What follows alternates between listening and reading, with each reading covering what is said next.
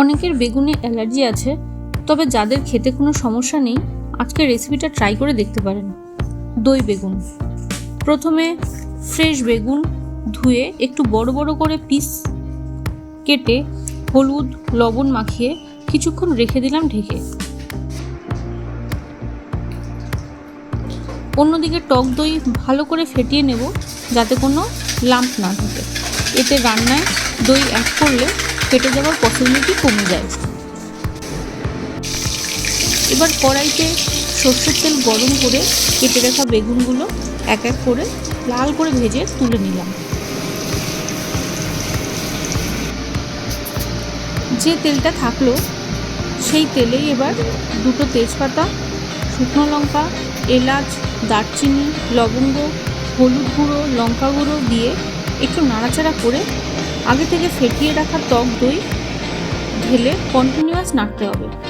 এই সময় গ্যাসের ফ্লেমটা একটু কমিয়ে রাখতে হবে, না হলে পুড়ে যেতে পারে।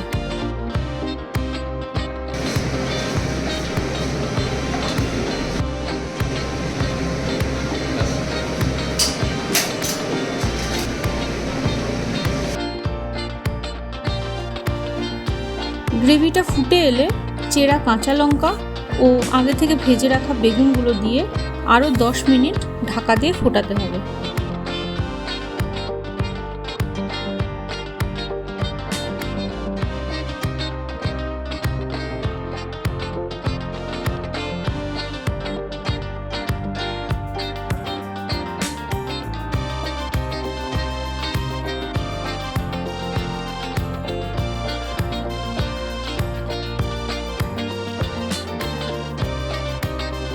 তেল ছেড়ে এলে উপর দিয়ে বেশি করে গরম মশলা ও ধনেপাতা কুচি দিয়ে নামিয়ে নিলেই একদম রেডি দই বেগুন।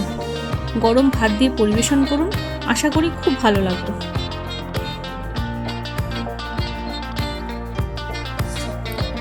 আপনারা একবার ট্রাই করে বলবেন কেমন লাগলো। ভালো লাগলে লাইক, শেয়ার ও কমেন্ট করতে ভুলবেন না।